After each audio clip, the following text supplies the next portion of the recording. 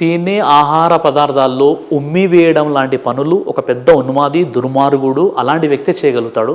మతానికి మనం ఆపాదించకూడదు. ఇక్కడ విషయం అర్థం చేసుకోవాలి. అదేంటంటే ముస్లింలను ఆర్థికంగా బైకాట్ చేసేటటువంటి ఒక పెద్ద ఉద్యమం నడుస్తుంది. అందులో భాగంగా కొన్ని ఫేక్ వీడియోస్ వచ్చాయి. ఎప్పుడెప్పుడైతే వీడియోస్ వచ్చాయో దాన్ని ఫ్యాక్ట్ చెక్ చేసి దాని పూర్వపరాలు ఏంటో నేను వీడియోలు కూడా తయారు చేశాను. ఇప్పుడు దానికి వినండి. వరంగల్ దగ్గర పానీపూరిలో వీర్యం పోసిచ్చాడు. ఐడియా ఉందా మీకు? హిందూ అతడు అలా అని చెప్పేసి పూర్తి హిందూ మతంలో ఉన్న వాళ్ళందరూ ఇలా చేస్తున్నారు అని చెప్పలేం కదా. అలాగే కొన్ని సందర్భాల్లో ఒకడేమో ఐస్ క్రీమ్లో ఉమ్మేశాడు, ఒకడేమో పానీపూరిలో వీర్యం వస్తున్నాడు, మరొకడేమో ఆ రొట్టెల్లో ఇవన్నీ కూడా కొంతమంది ఉన్మాదులు చేసే పనులండి అవి. అందులో హిందువులు ఉండవచ్చు, ముస్లింలు ఉండవచ్చు. అలా అని చెప్పేసి వీళ్ళ మతం అలా నేర్పిస్తుందంటే హలాల్కు దానికి సంబంధం ఏంది? హలాల్ అంటే అర్థం ఏంటంటే ధర్మసమ్మతమైన. హలాల్ అంటే ధర్మసమ్మతమైన. ఉమ్మేస్తే ధర్మసమ్మతం అవుతుందా? అసలు ఉమ్మేసే కాన్సెప్ట్ ఎక్కడి నుండి వచ్చింది? అది ఏదో ఒక వీడియో ఆ కరోనా టైంలో ఊదుతున్నటువంటి వీడియో, అది ఉమ్మేసేది కాదు, ఉఫ్ అని ఊదుతున్నారు, దువా చేసి ఊదుతారు కదా, అది ఆ విధంగా ఒక వీడియో వైరల్ అయిపోయింది. ఆ విధంగా ఉమ్మి వేయడం ఉదేయడం కూడా లేదనమాట ఎక్కడ కూడా. ఇస్లాంలో తినేటప్పుడు బిస్మిల్లా అంటే దేవుని పేరుతో చెప్పి తినండి అని ఉంది, కానీ ఉమ్మేయడం ఏంటంటే ఎంత దరిద్రం అది. కాబట్టి కొంతమంది ముస్లింలను ఈ ఎకనామికల్లీ వాళ్ళని ఏంటంటే కొద్దిగా బైకాట్ చేయడానికి లేదా ఆర్థికంగా వాళ్ళని దెబ్బతీయడానికి కొన్ని శక్తులు ప్రయత్నం చేశాయి. అందరం నేను చెప్పట్లేదు. ఇలా ఎవరు చేసినా దాన్ని పూర్తిగా ఖండించాల్సిన విషయమే అది. 10 సంవత్సరాల క్రితం సిరాజ్ అని అంటే అసాధారణ వ్యక్తి. ఈ రోజున ఏపీ తెలంగాణలో మీరంటే తెలియని వ్యక్తులు లేరు.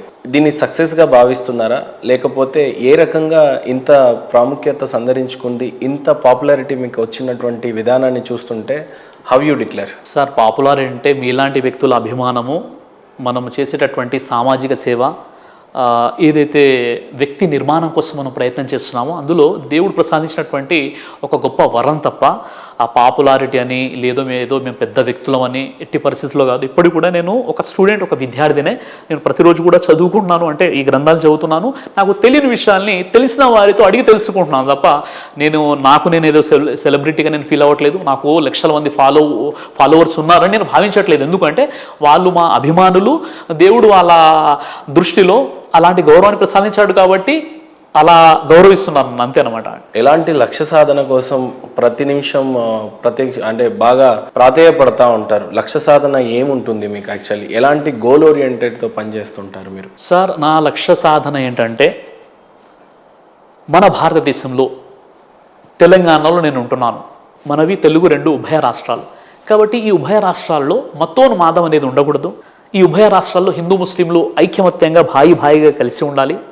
ఈ తెలంగాణ రాష్ట్రాల్లో ఎప్పుడు కూడా ఒక మతం వారు ఇంకో మతం వారిపై బురద జల్లడం లేదా మన ముత్యాలమ్మ విగ్రహాన్ని ధ్వంసం చేయడం ఇలాంటి సంఘటనలు జరగకుండా ప్రతి వ్యక్తి కూడా తన ధర్మాన్ని ఆచరిస్తూ పాటిస్తూ ఇతర మతాల పట్ల గౌరవం కలిగి ఉండాలి అన్న కాన్సెప్ట్తో నేను ప్రయత్నం చేస్తున్నాను. నాకు తెలిసి నాకు ఇంకా దేవుడు ఆయుష్ను ప్రసాదిస్తే నా కళ్ళ ముందు ఈ ప్రశాంతమైనటువంటి ఒక పీస్ఫుల్ సొసైటీని నేను చూడగలుగుతానటువంటి నమ్మకం కూడా నాకుంది. అలాంటి రిజల్ట్స్ కూడా నా కళ్ళ ముందు చాలా కనిపిస్తున్నాయి. పోయే లోపల ఆఖరి లక్ష్యం ఏంటి సిరాజ్ గారికి? అంటే ఏంటి చివరి లక్ష్యం ఏంటంటే, ముందుగా వ్యక్తిగతంగా దేవుడు నాతో ఎంత సంతృప్తికరంగా ఉన్నాడు, దేవునితో నాకున్న సంబంధాలు ఏంటో కూడా నేను చూసుకోవాలి. చాలా ఇంపార్టెంట్. ఎందుకంటే నేనేమో సమాజాన్ని ఉద్ధరిస్తున్నాను, దేవుని పట్ల నాకు సరైనటువంటి సంబంధం లేదనుకోండి, ఇక లాభం ఏంటి చెప్పండి. కాబట్టి దేవుడు నాతో సంతృప్తి చెందాలి, దేవుడు నాకు స్వర్గాన్ని ప్రసాదించాలి. కాబట్టి ఆ దేవునితో ఇంకా దగ్గర అవ్వాలి నేను. అంటే మేము చేసేటువంటి ప్రార్థనలైనా ఇంకా దువాలైనా నేను ఇంకా దేవునికి దగ్గర అయిపోవాలి. ఇక సమాజం కోసం నేనేం చేస్తాను అంటే, నా సమాజం కోసం చివరిగా అదే మాటికి చెప్తున్నాను, హిందూ ముస్లింల మధ్య ఐక్యత, సోదరభావం, మత సామరస్యం, దీనికోసం నేను ప్రయత్నం చేస్తాను. జీవితంలో చాలా ప్రయాసపడి మీ వయసు అంతా కూడా బిజినెస్కి కేటాయించకుండా, దేనికి కేటాయించకుండా పుస్తకాలకు ఎక్కువగా కేటాయించారు. ధర్మాన్నే తెలియజేయాలి అని చెప్పేసి అహర్నిశలు మీరు కష్టపడి మీ యవ్వనాన్ని మొత్తం దాన్ని దారబోసారు. ఫైనల్ కంక్లూషన్ మీకు ఏమైనా లభించిందా? ఇంకా ప్రయాణం కొనసాగుతూనే ఉందా? ఏమనిపించింది? సరే, ఇప్పుడు చూడండి, సంతోష్ ఘనపాటి గారి యొక్క వీడియోస్ చూసి అంటే చెప్తున్నాను ఏం జరిగిందంటే, నాకు ఒక బ్రాహ్మణ్ ఒక సోదరిమని నాకు కాల్ చేశారనమాట. ఎలా చేశారంటే, సంతోష్ ఘనపాటి గారు కొన్ని రీల్స్ చేస్తున్నారు అనమాట. రీల్స్ చేసేటప్పుడు ఆ రీల్ ఆ సోదరిమనికి తెలిసింది. తెలిసిన తర్వాత ఏంటి అయినా ముస్లిం ఉండి తెలుగు చాలా చక్కగా మాట్లాడుతున్నాడు అని చెప్పేసి ఆ సోదరిమని ఏం చేసిందంటే చాలా నా నెంబర్ అంటే డైరెక్ట్గా వీడియోస్లో నా నెంబర్ ఉండదండి, నా కోఆర్డినేటర్ నెంబర్ ఉంటుంది. ఆ కోఆర్డినేటర్కి ఫోన్ చేసి తర్వాత నా నెంబర్ తీసుకోవడం జరిగింది. ఆ నెంబర్లో ఆమెకు ఉన్నటువంటి ఒక సమస్య చెప్పారనమాట. అంటే ఆమెకు మ్యారేజ్ సంబంధించినటువంటి ఒక విషయం ఉంది. ఆ అమ్మాయి ఏంటంటే ఆమె హిందూ అమ్మాయి, బ్రాహ్మణ్ కమ్యూనిటీ, ముస్లిం అబ్బాయి అని పెళ్లి చేసుకోవాలనుకుంటున్నది. నేను ఏం చెప్పానంటే నేను ఆమెని సంస్కరించాను. అమ్మ చూడండి, మీ ఇష్టపూర్వకంగా మీ తల్లిదండ్రులను ఒప్పించి మీరు మ్యారేజ్ చేసుకుంటే అది చాలా మంచి విషయం. అలా కాకుండా మళ్ళీ ఆ అబ్బాయిని మీరు ప్రేమించారని చెప్పేసి మీరు మళ్ళీ ఆయనని పెళ్లి చేసుకుని మీరు ముస్లింగా మారేసి చివరిగా ఒక దిక్కుమాలిన టైటిల్ లవ్ జిహాద్ అని మొత్తం కూడా ఇస్లాంని ముస్లింలని అపనిందల పాలు చేస్తారు. మీరు ఏం చేయాలంటే మీరు మీ తల్లిదండ్రులని ముందు ఒప్పించండి ఆ విషయాన్ని, నేను ఇలా మ్యారేజ్ చేసుకోవాలనుకున్నాను, అబ్బాయిని కూడా మీరు ఒప్పించండి, ఆ విధంగా ఉంటే మీరు ఫర్దర్గా మీరు ముందుకు వెళ్ళిపోండి అన్న విషయం చెప్పాను. అప్పుడు ఆమె చెప్పారు, నేను మన సంతోష్ ఘనపాటి గారి ఆయన రీల్స్ చూస్తుంటే మీది వచ్చేసిందండి, తర్వాత మీ ఆర్గనైజేషన్ చూసి సెర్చ్ చేస్తే మీ కోఆర్డినేటర్ నెంబర్, ఆ కోఆర్డినేటర్ చాలా కష్టంగా నెంబర్ ఇచ్చారని చెప్పేసి చెప్పాను అనమాట. అంటే ఇది ఒక సాక్ష్యము.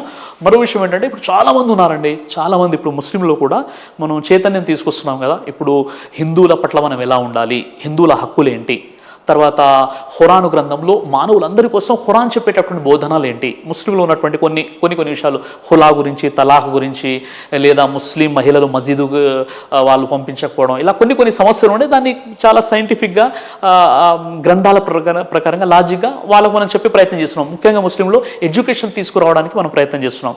అలాగే మన ప్రోగ్రామ్స్ ఎవరైతే వింటున్నారో చాలామంది మాకు కలుస్తుంటారు, బ్రదర్ మీ వీడియో చూసిన తర్వాత మాలో మార్పు వచ్చేసిందని. కొంతమంది అయితే ఒక ఫ్యామిలీ మొత్తం ఒక వ్యక్తి వాళ్ళ మదర్ని బాగా నెగ్లెక్ట్ చేసేవాడు అనమాట. మా వీడియోస్ తల్లిదండ్రి భారమా బాధ్యత, అమ్మా నాన్న భారమా బాధ్యత అని ఒక వీడియో ఉందన్నమాట, నాది ఒక ప్రోగ్రామ్ ఉంది నిజామాబాద్లో జరిగింది, చాలా పెద్ద ప్రోగ్రామ్ అనమాట. ఆ ప్రోగ్రామ్ చూసిన తర్వాత వాళ్ళ అమ్మగారు బయట ఉండేవారు, అంటే చాలా వృద్ధాప్యంలో ఉన్నారు. తర్వాత ఆ వీడియో చూసి ఆయన ఇంటికి తీసుకొచ్చేసాడు, ఆయన నాకు సాక్ష్యం ఇచ్చాడు. వాళ్ళ పిలిచేసి నాకు ఏంటంటే ఒక లంచ్ ఏర్పాటు చేసి ఆ ప్రోగ్రామ్ వెళ్ళినప్పుడు వాళ్ళు పిలిస్తే చెప్పారనమాట. అంటే వన్ ఆఫ్ దోస్ రీజన్ అండి, నేను కూడా మీ ఫ్యాన్ని యాక్చువల్లీ. ఇలాంటి తల్లిదండ్రులను దగ్గర చేసిన సందర్భాలు, ఫ్రెండ్షిప్ గురించి చెప్పిన సందర్భాలు, పెళ్లి గురించి చెప్పిన సందర్భాలు, కష్ట నష్టాల్లో ఎలా నిలదొక్కుకోవాలని చెప్పిన సందర్భాలు, ఇలాంటివన్నీ మిమ్మల్ని దగ్గర చేసినాయి. అంటే వన్ ఆఫ్ మై ఫేవరెట్ అంటే ఊరికి అవ్వలేదు, లేకపోతే నేను 3 నెలలు మీ వెంటపడాను కదా. ఓకే, సో ఏదైనా సత్యాన్వేషిలో జరిగినటువంటి ఆరాటాలు పోరాటాలే తప్పితే కానీ నిజంగా ఇక్కడ మాత్రం టాప్ 5లో టాప్ 2 మీరే ఉంటారు సార్. ఓవరాల్గా నేను చెప్తున్నాను, ఒక ఆడియన్స్లా ఓవరాల్గా ఇప్పుడు ఏవైతే నేను సందేశాలు ఇస్తున్నాను, మెసేజ్ ఇస్తున్నాను, ఇప్పుడు సంతోష్ ఘనపాటి గారు ఏం చెప్పారంటే ఈయన ఆవుని ఆరాధ్య దైవం అని ఎక్కడ లేదని సిరాజ్ గారు చెప్పారు, ఇన్ని సందర్భాల్లో ఉంది అని ఆయన ఏదో చెప్పుకుంటూ వచ్చారు. కానీ మీరు చాగంటి గారి, ఆయన ఎవరు గరికపాటి గారి ప్రవచనం కూడా చూడొచ్చు అనమాట. ఆయన ఏం చెప్పారు ఆ విషయాన్ని పక్కన పెట్టేస్తే, నేను ముస్లిం సమాజానికి ఒక అప్పీల్ చేయడం జరిగింది. అదేంటంటే హిందూ సోదరులు గోవుని వారు గోమాతగా భావిస్తున్నారు కాబట్టి ముస్లిములు గోవుని హత్య చేయకూడదు, గోమాంసం తినకూడదు, ఆవుని కోసి చంపకూడదని నేను ఎన్నో ప్రసంగాలు చేశాను. ఓకే, నిజంగా చెప్పాలి అంటే అది ఎంత చైతన్యం తీసుకొచ్చేసిందంటే మీరు నమ్ముతారో లేదో, గుంటూరులో నా ప్రోగ్రాం జరుగుతుందండి. ఒక్కొక్క నిమిషం కన్క్లూజన్. గుంటూరులో ప్రోగ్రాం జరుగుతున్నప్పుడు ఒక దగ్గర మేము లంచ్ కోసం వెళ్ళాం. లంచ్కి వెళ్ళినప్పుడు అంటే జనరల్గా అయితే నేను బీఫ్ కూడా తినను, అయితే ఏంటి అని అడిగినప్పుడు వాళ్ళు ఏం చెప్పారంటే, లేదండి మీ ప్రసంగం చూసిన తర్వాత మేము బీఫ్ తినడం మానేసామని చెప్పారు. మరో సందర్భంలో ఏం చెప్పారంటే, బక్రీద్ సందర్భంగా ఎప్పుడైతే నేను వీడియో తయారు చేసేసానో ఆ వీడియోలో మీరు గోవుని మీరు బలి ఇవ్వకూడదు, గోమాంసం తినకూడదు, గోవుని వాళ్ళు మాతగా భావిస్తారు, మీరు భావించకండి, కానీ ఇతర మనోభావాలను మీరు గౌరవించాలని చెప్పేసి ఏదైతే వీడియో తయారు చేశానో కొన్ని లక్షల మంది ముస్లింలో మార్పు వచ్చిందండి.